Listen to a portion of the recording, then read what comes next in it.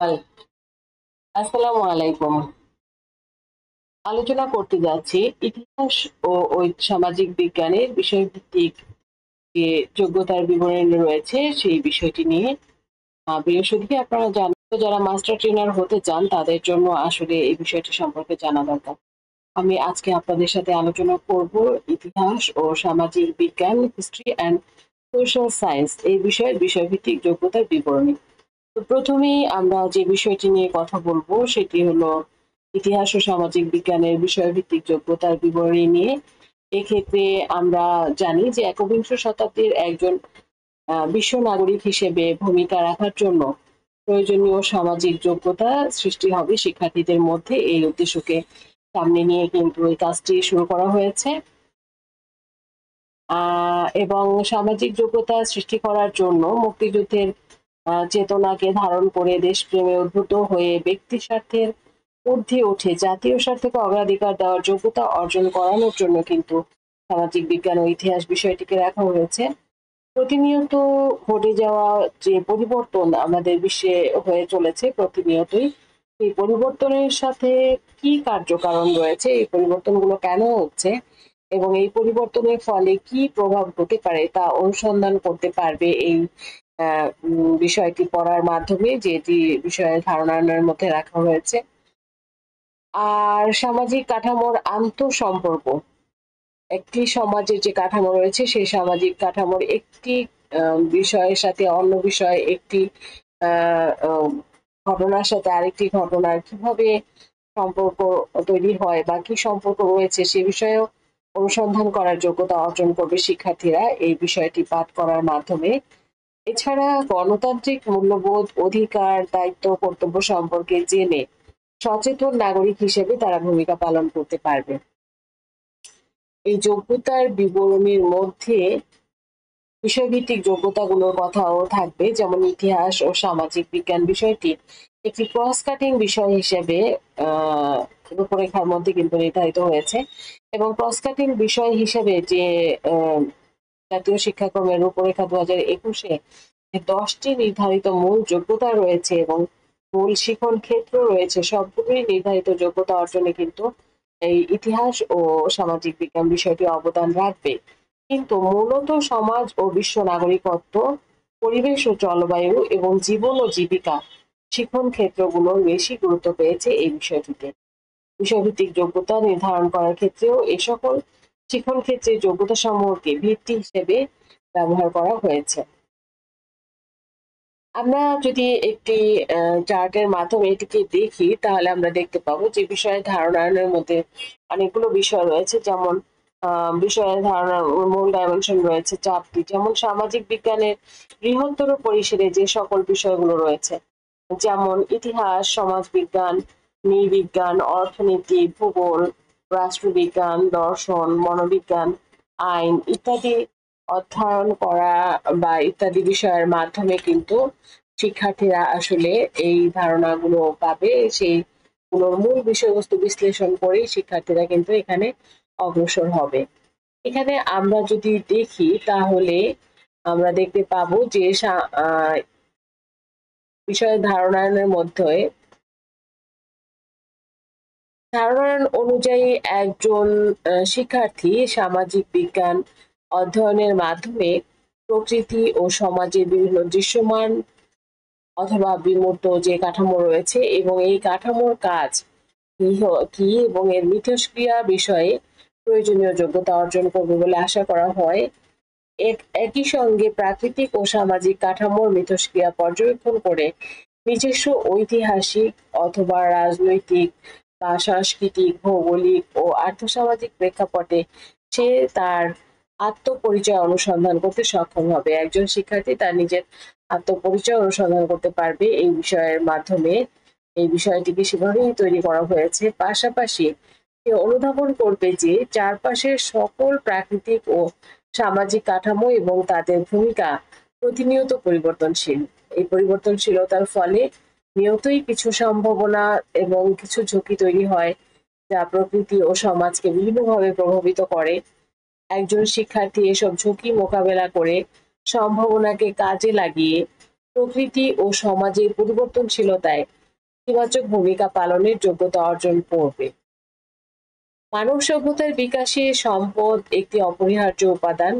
কাজেই টেকসই উন্নয়নের জন্য পৃথিবীর সীমিত সম্পদের সুষ্ঠু ব্যবস্থাপনা জরুরি। তাই সামাজিক বিজ্ঞান বিষয়ে সম্পদ ব্যবস্থাপনা একটি ভিন্ন মাত্রা যোগ করেছে বলে মনে করা হচ্ছে। আলোচ্য চারটি যে ডাইমেনশনের কথা আমরা বললাম, চারটি ডাইমেনশন আমি যদি আবার বলি: আত্মপরিচয়, প্রাকৃতিক ও সামাজিক কাঠামো, পরিবর্তনশীলতায় ভূমিকা এবং সম্পদ ব্যবস্থাপনা।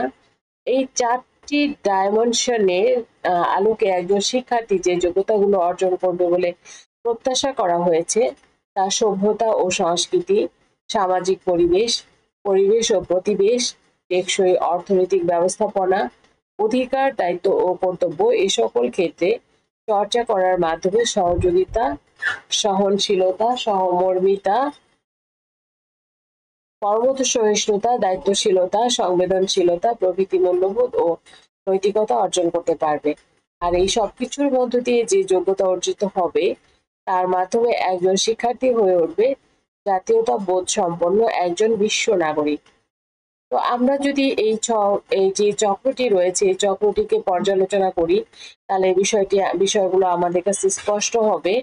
এক্ষেত্রে আমরা যদি একটু খেয়াল করি তাহলে দেখব যে মূল যে ডাইমেনশনটি আত্মপরিচয়, প্রাকৃতিক সামাজিক কাঠামো, সম্পদ ব্যবস্থাপনা এবং পরিবর্তনশীলতায় ভূমিকা, এই চারটি ডাইমেনশনের মাধ্যমে কিন্তু সামাজিক সম্পর্ক, সভ্যতা, সংস্কৃতি এবং টেকসই অর্থনৈতিক ব্যবস্থাপনা, পরিবেশ ও প্রতিবেশ এবং অধিকার ও দায়িত্ব কর্তব্য সম্পর্কে সচেতন হয়ে তারা পরস্পরের প্রতি সহযোগী হবে, সহমর্মী হবে, কর্মঠ সহিষ্ণু হবে, দায়িত্বশীল হবে, সহনশীল হবে এবং সংবেদনশীল হবে।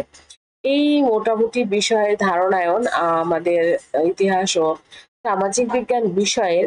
এবারে চলুন আমরা একে একে একটু দেখি যে আমাদের যে আত্মপরিচয়, প্রাকৃতিক ও সামাজিক কাঠামো, সম্পদ ব্যবস্থাপনা এবং পরিবর্তনশীলতার ভূমিকার যে চারটি ডাইমেনশন রয়েছে, চারটি ডাইমেনশনের ব্যাখ্যাটা আসলে কি।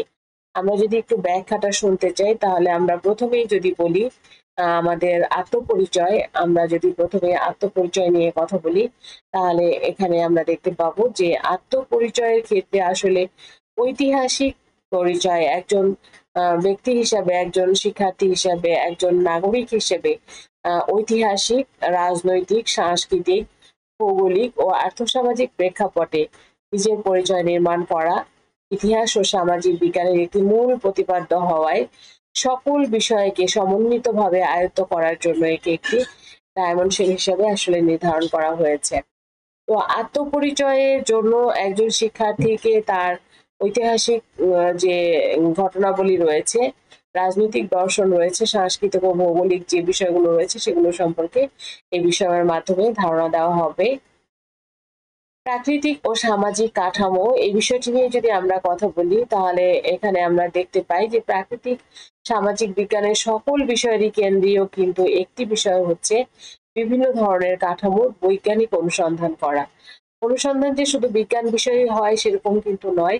প্রথম শ্রেণী থেকে দশম শ্রেণী পর্যন্ত ইতিহাস ও সামাজিক বিজ্ঞান বিষয়ে যোগ্যতা নির্ধারণ করার ক্ষেত্রে তাই কাঠামোকে একটি ডাইমেনশন হিসাবে নির্ধারণ করা হয়েছে।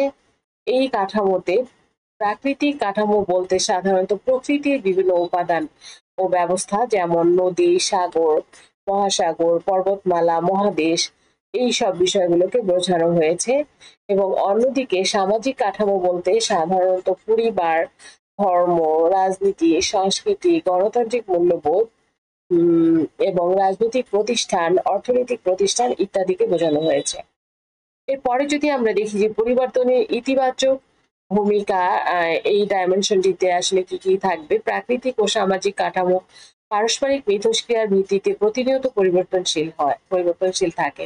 প্রতিনিয়ত কিন্তু আমাদের প্রাকৃতিক এবং সামাজিক কাঠামো পরিবর্তন হয়। যেমন সম্প্রতি বন্যায় আমাদের একটা পরিবর্তন হয়েছে, আমাদের প্রিয় ছাত্রছাত্রীদের আন্দোলনের কারণে একটি সরকার পরিবর্তন হয়েছে। এই পরিবর্তনশীলতার বস্তুনিষ্ঠ প্যাটার্ন অনুসন্ধান করা সামাজিক বিজ্ঞানের একটি গুরুত্বপূর্ণ প্রতিপাদ্য বিষয়। যে কোনো পরিবর্তনের ফলে কিছু সম্ভাবনা তৈরি হয়, একই সাথে কিছু ঝুঁকি তৈরি হয়। এই ঝুঁকি এবং সম্ভাবনা এই দুটি বিষয়কে বিবেচনা করে যথাযথ ইতিবাচক ভূমিকা নির্ধারণের যোগ্যতা অর্জন সামাজিক বিজ্ঞানের একটি গুরুত্বপূর্ণ ক্ষেত্র। আমরা অনেক সময় দেখে থাকি যে আমরা অসহিষ্ণু হয়ে উঠি, আমরা ধৈর্যহীন হয়ে পড়ি, আমরা বিভিন্ন ঝুঁকিকে সহজে মোকাবেলা করতে পারি না। এই বিষয়গুলো আমাদের সামাজিক বিজ্ঞান আমাদেরকে শেখাবে কিভাবে এইসব জায়গাগুলোতে শিক্ষার্থীরা নিজেদেরকে গঠনমূলকভাবে তৈরি করবে। এই বিবেচনায় পরিবর্তনে ইতিবাচক ভূমিকা নির্ধারণকে ইতিহাস ও সামাজিক বিজ্ঞানের যোগ্যতা নির্ধারণের একটি ডাইমেনশন হিসেবে এই জন্যই বিবেচনা করা হয়েছে। আমি যদি সর্বশেষ ডাইমেনশনটি দেখি, যেটিকে বলা হচ্ছে সম্পদ ব্যবস্থাপনা ও সংরক্ষণ। এক্ষেত্রে সম্পদ ব্যবস্থাপনা উন্নয়নের জন্য সম্পদ অবশ্যই যে কোনো রাষ্ট্রের জন্য খুবই গুরুত্বপূর্ণ একটি বিষয়, একটি অপরিহার্য বিষয় বটে। প্রকৃতির সম্পদ কিন্তু সীমিত থাকে। এই সম্পদকে কিভাবে প্রপারলি ইউজ করা যায়, প্রকৃতিকে ব্যবহার করে সম্পদের কিভাবে উৎপাদন বৃদ্ধি করা যায়, বন্টন কিভাবে সকলের মধ্যে নিশ্চিত করা যায়, ভোগ ও সংরক্ষণের বিষয়টি অর্থাৎ সম্পদ ব্যবস্থাপনা ও সংরক্ষণকে তাই ইতিহাস ও সামাজিক বিজ্ঞানের একটি ডাইমেনশন হিসেবে নির্ধারণ করা হয়েছে।